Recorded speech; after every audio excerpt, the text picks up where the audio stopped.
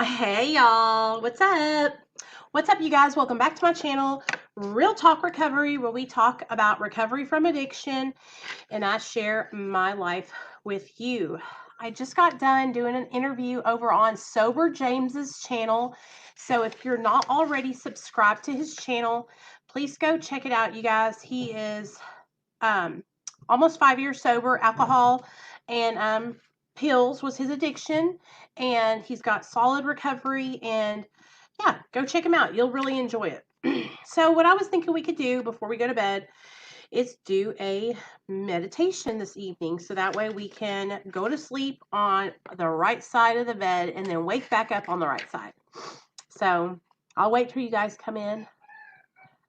Lakeisha, girl, I know. I told you guys to go get your stuff. I went yesterday, or no, the day before yesterday, and it was bad. Hey, Michael. Hey, Nicole. Hey, Melissa. Hey, Bethany. Yeah, so it's the thing about it is like everybody's panicking, so they're buying a bunch of stuff up, which I understand because, like, my son, you guys, he's out of school for 3 weeks because of all this. So, having your kids home for 3 weeks, that means more groceries. That means they're going to be eating because they're bored.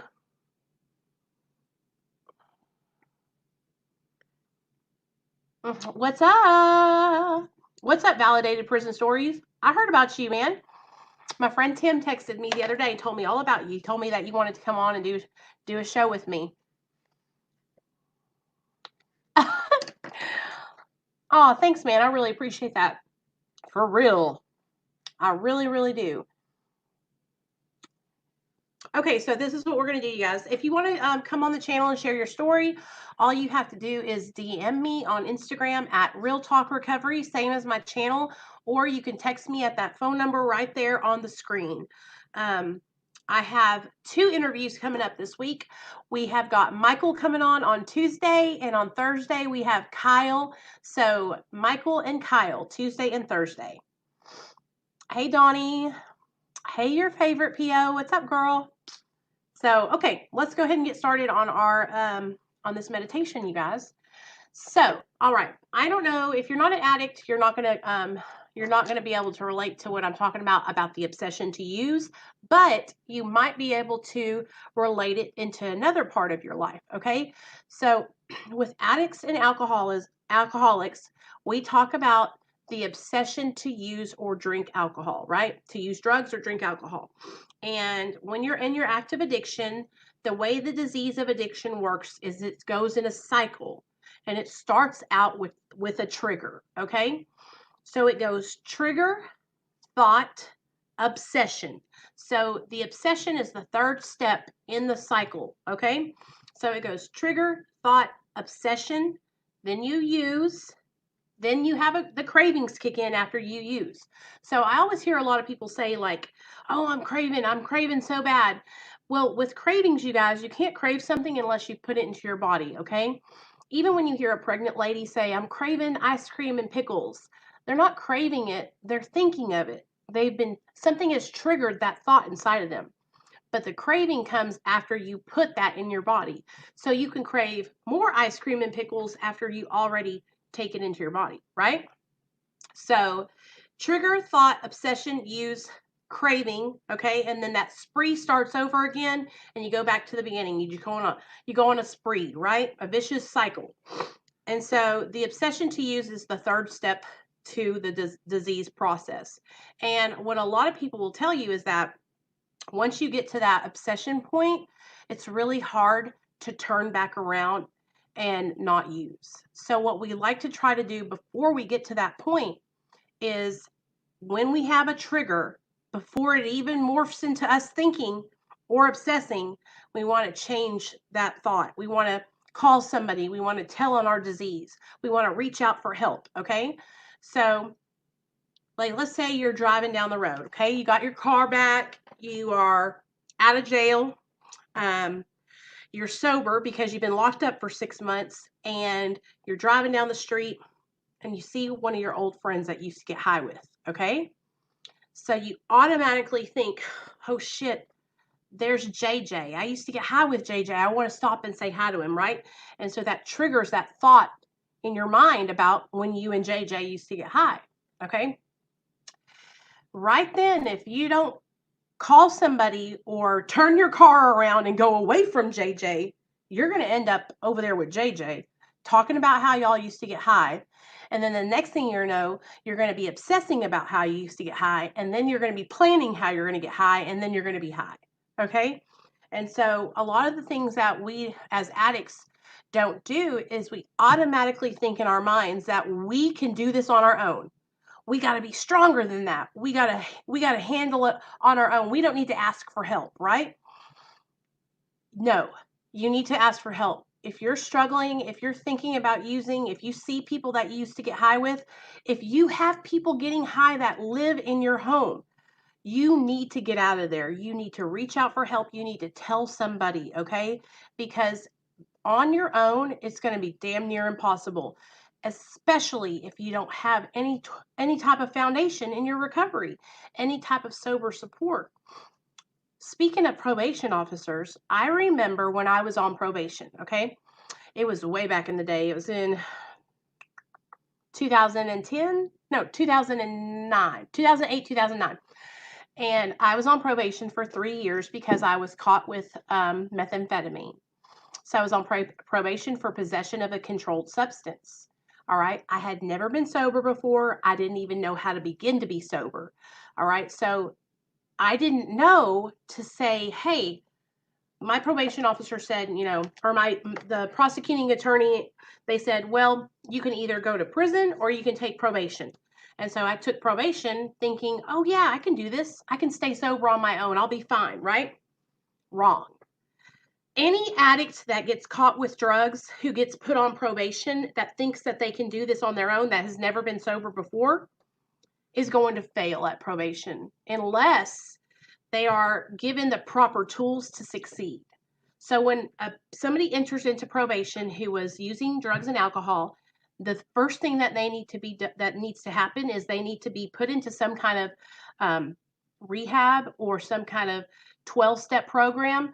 They need to have a sponsor or an accountability partner, and they need to be in therapy, long-term therapy, to talk about what they're going through, to talk about, and it needs to be a therapist that understands addiction. Okay, because I had no idea how to stay sober. I didn't even know where to begin. So here I am on probation. Okay. Hey, yeah, Seth, message me. Yeah, text me. You know the number. Here I am on probation. I've never been sober before, except for when I was a baby. You know what I mean? So I didn't know what to do. And so back then, whenever they put you on probation where I'm from in Arkansas, like you don't go into treatment or some kind of outpatient treatment until you like fail a UA, right? And so my first drug test, I passed it. Well, that was the only one I passed. And I probably failed like 3 other ones. And then she finally said, you know what, forget this. You've got to go into treatment. You've got to go into inpatient. Um, so when I went into inpatient, you guys, I thought, I can do this. I'm going to succeed. I'm going to come out. I'm going to change my life. And I probably could have done it if I would have listened and took suggestions from the people in the treatment center, because they were telling me, let us get your probation transferred down here. Why don't you start your life over and you can start fresh? But I wanted to go back to where I was from, where I knew everybody. You know what I mean? And so, you guys, it was a shit show. I ended up getting revoked and sent to prison, Um, and it was a bad deal altogether. But I wish that I wish I had known more about addiction, so that way I could maybe like advocate and actually seek help. But I didn't even know how to start, And when you're in trouble and you're in that criminal mindset, all I kept thinking about is how my probation officer was my enemy. And that was probably one of the first mistakes that I made, was that I was thinking she and I were on different pages and that she wasn't there to help me. And if I had went into it with a more open mind and said, "Hey, I need help. Will you help me? I don't know how to be sober." So if you're somebody who's just coming out of jail or you just got placed on probation and you're like, oh, fuck this shit. This is just a way for the system to screw me over. Like, try to be more open minded and to like go into the relationship being open minded, honest, and willing. Just like in recovery, those are the three keystones to recovery. And if you want to succeed at probation or parole, you need to be honest, open minded, and willing. Sorry, I got on this whole tangent because I seen the PO lady coming in. And so I was like, let me talk about this for a second. Sorry, girl. But now we're going to talk about the meditation. Okay? Okay, here we go. Like alcoholism, obsessive thinking can be too much to handle. My best hope in battling it is not to begin, because once started, it gains steam and becomes harder to interrupt. So, just like I was telling you guys about the obsession, it's easier to stop it before it ever starts, not to let it get to that point where you're obsessing over how you're going to get high and how you're going to get drunk and where you're going to find it. So let's read that one more time and then we'll move on to the next bit, okay? Okay. Obsessive thinking can be too much to handle. My best hope in battling it is not to begin, because once started, it gains steam and becomes harder to interrupt. Before obsessive thinking takes hold, there is usually a point at which I have to make a choice.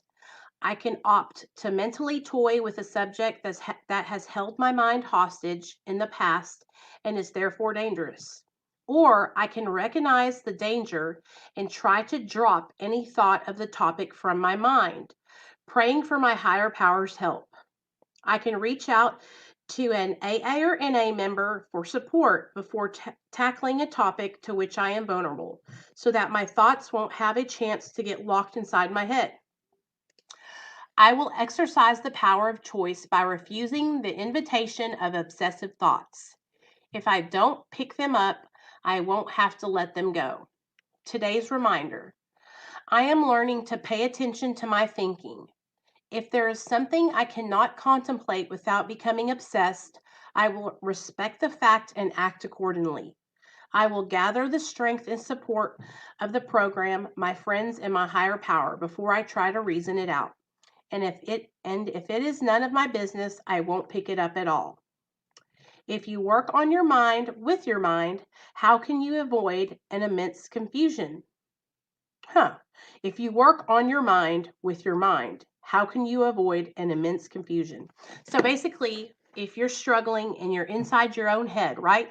This is one of the things that I've always heard people like an AA and NA say. They'll say, uh, an addict or an alcoholic's mind is a dangerous place to be alone. Don't go there by yourself. All right. So if you're an active addict, right?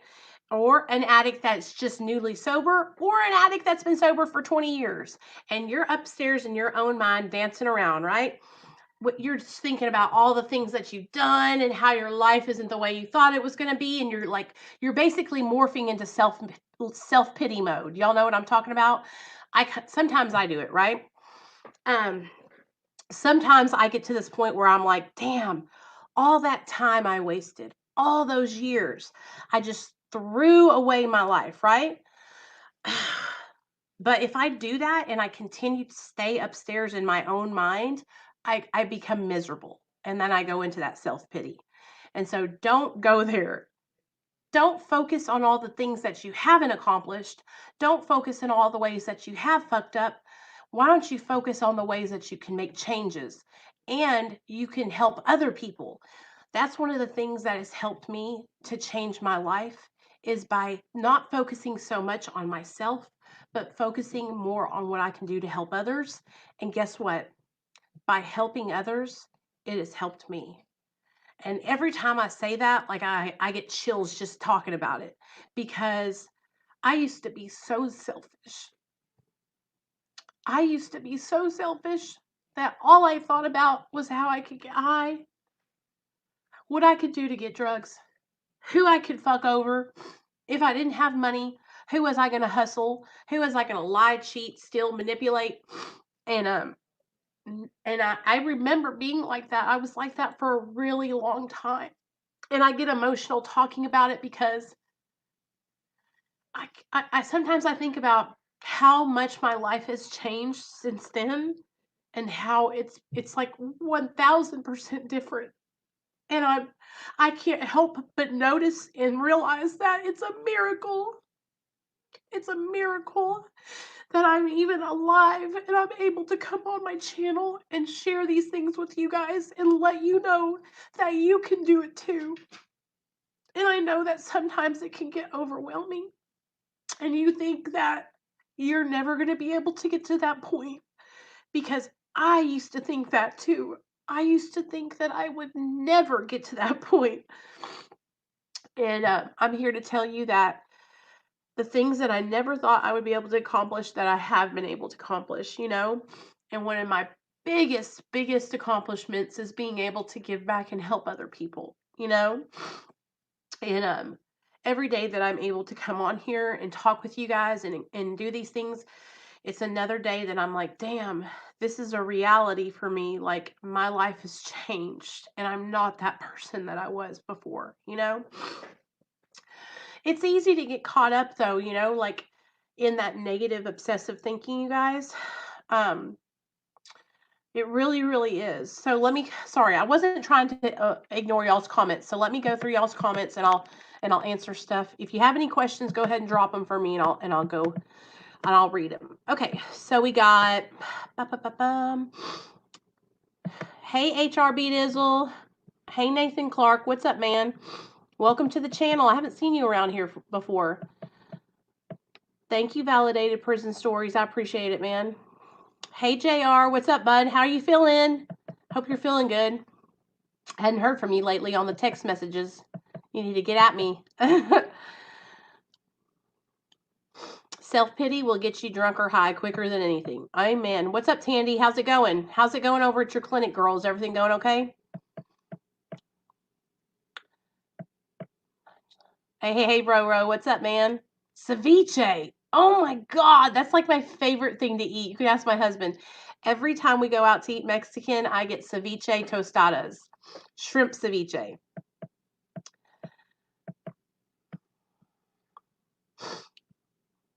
Okay, hold on. I see. Okay, so Nathan says, did you sell your body? Well, Nathan, honestly, bud, I wasn't smart enough to really like get out there on the corner and make any real money. But I've done some strange, I've done a couple, what is it, that saying? I've done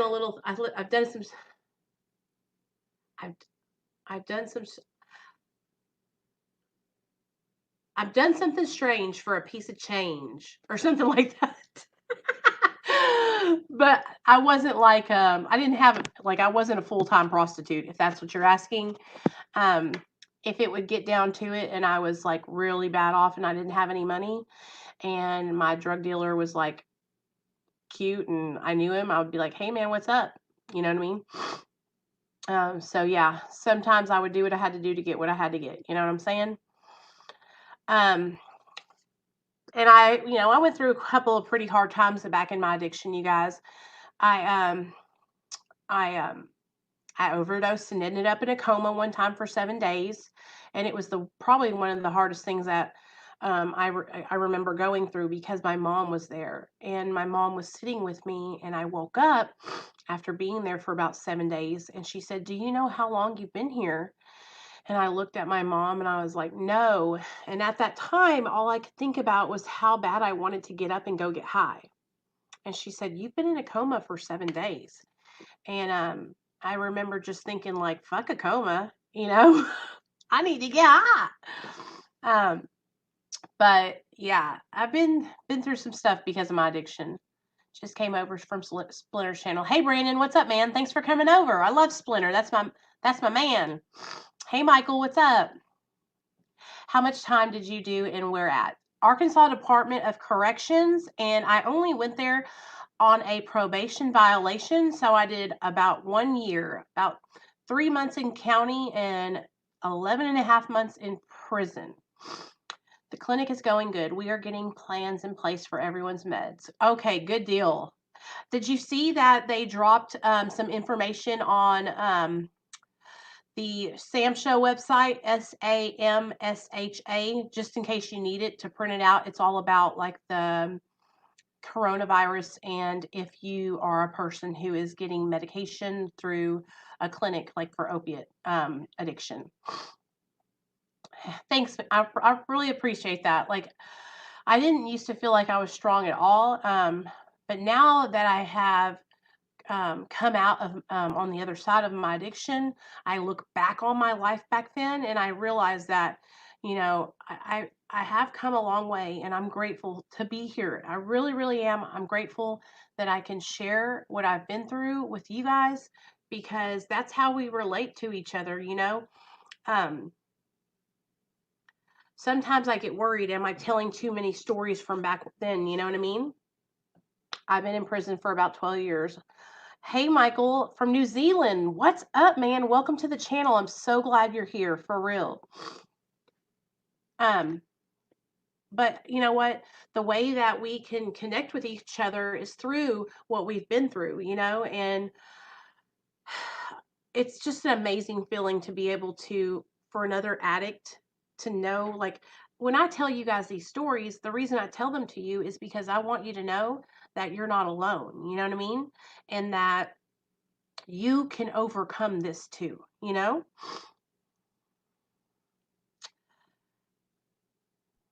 Oh, sure, anytime, Tandy. So Nathan says he's a heroin addict himself. I was actually addicted to shooting oxy, but I've shot heroin too. We just didn't have heroin here in Arkansas when I was getting high. I go to the methadone clinic here in Hesperia, California. Are they changing normal operations? Honestly, I'm not sure, but what they're doing in Chicago and around here is if you are sick or have a cough, a fever, sneezes, anything like that, and you have to go into the clinic to get dosed, you need to call ahead of time so that way they can come out to your car and serve you that way, because they just don't want anybody that's sick to be coming in and possibly have something and then get other people sick. So that's the whole problem, is that when you're out here, you can pass this virus off to somebody else. You could just be walking around fine carrying it and be sick a little bit but not bad, and then pass it on to somebody else who could be bad off. You know what I mean? I already hit the thumbs up. Nicole's an angel. Just sharing your story inspires many. Please don't stop. Thank you so much. Anytime, anytime. Honestly, like, I really, really love YouTube, and I am so thankful that I can come on here and share my story with you guys, because there was a time where I was kind of afraid to share about what I was going through because I was ashamed, you know, and I'm not ashamed anymore, you know. And so you guys don't have to be ashamed either. And I think that that's probably one of the best things about being in recovery, is that I can look back on my life and I know that I'm not that person anymore. I would never, ever put my son in harm's way like I did when I was in my addiction. And one of the main reasons why I have this channel is because I want to help other moms who have children who are struggling, who are using and don't know how to get help and are afraid to ask for help because they're afraid to lose their kids, or they're afraid they won't be able to do it. And so that's one of the main reasons why I have this channel, is because I want to be able to help other women that have kids that are struggling with addiction, you know?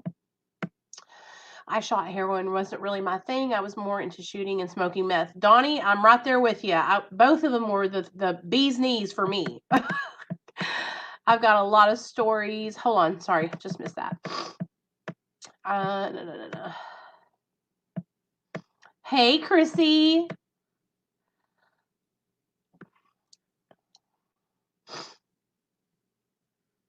Seth, what are you talking about?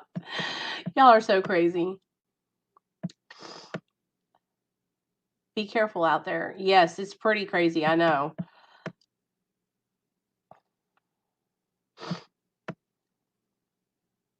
Yeah, Nathan, I was going pretty hard, man.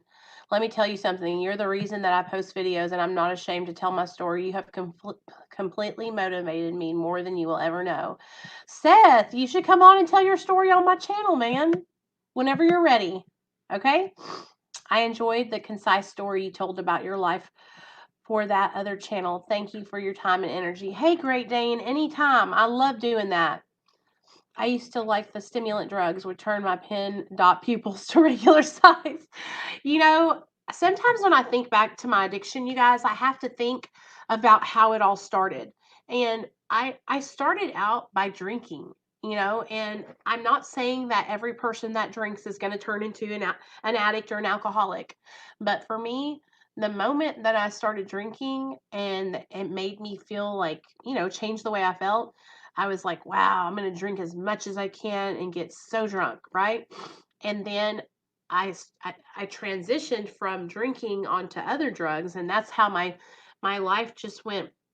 My drug addiction just went skyrocketed, because it was like alcohol was fun and everything, and I liked getting drunk, but when I was able to use other substances like methamphetamine and oxy, that was where I got like that. Yes, I'm satisfied.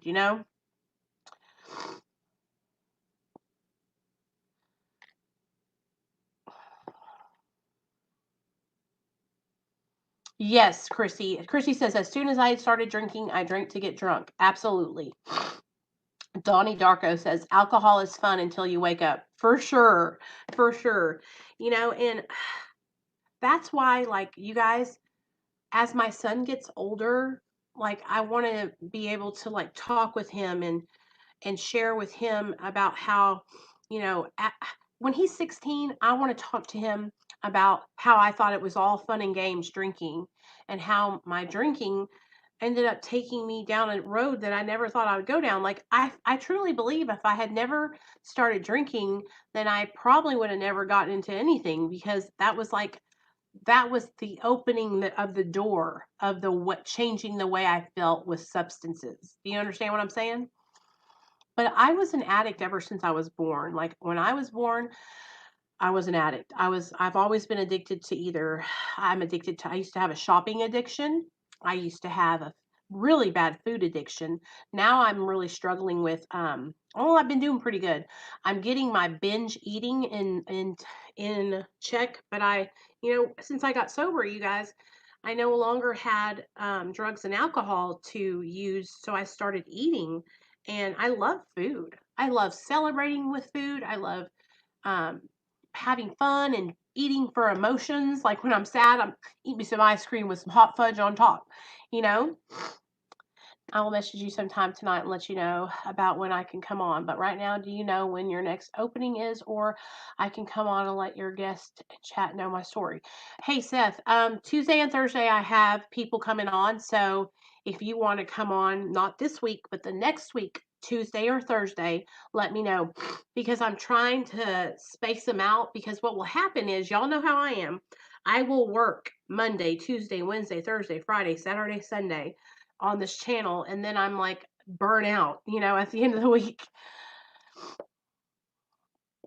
I hope so, Chrissy. And he actually was asking me some stuff today, and we were talking, and he was telling me some stuff that he remembered from when he was little, and I just love him so much. I'm so grateful for my son. Girl, you came from a Mexican and Italian household. Huge is a huge part of, yeah, food is a huge part of the culture. It really is. And we've always used food to congregate around. Like, when we have get-togethers and stuff, it's always food focused. I know, right, Donnie Darko? So I'm not going to make this video really long. I just wanted to come on here and do that meditation with you guys. So, like I was sharing with you guys, the disease of addiction, it works in a cycle, and it goes trigger, thought, obsession. If you can stop yourself before you get to that obsession, you don't have to go out and pick up. So right when you have that trigger, that something that triggers a thought inside of you that, oh, I should go get high, or my life sucks, instead of sitting alone with that thought and obsessing and passing it around and going over it and over it and over it in your mind, pick up the phone. Pick up the phone and reach out to someone. Tell on your disease, okay? Don't let the disease of addiction take you down through there. You can do this, but you've got to reach out for help. So I love you guys. Tomorrow is Monday. Monday nights, we have step study here on my channel. So if you are interested in hanging out with us tomorrow night, we will be going live at 7 p.m. Central Standard Time, and we are actually on step 4. So come hang out with us tomorrow night. We'll be reading out of the Narcotics Anonymous Basic Text, step 4, and I will share with you guys how I went through my 4th step and took my own inventory and went through it with my sponsor and all that good stuff. So if that's something you guys are interested in doing, come hang out with us. And then Tuesday, we are having Michael on at 7 p.m. Central Standard Time to share his story. All right, you guys, love y'all. I'll see y'all tomorrow. And seriously, anybody that's in here that wants to chit chat, message me over on Instagram at Real Talk Recovery, or text message me on the Real Talk Recovery phone line. I just love talking to you guys, even if it's just for a second. Just say, hey, Nicole, I was just wanting to say hi, and all that good stuff. Okay. All right. Love you guys. Have a good night. Hey James, I interviewed him last week, I think it was. If you go into my playlist that's labeled interviews, you will see there's 3 interviews in that playlist with Splinter. So he's been on my channel 3 times. All right, guys. Bye. I'll call you.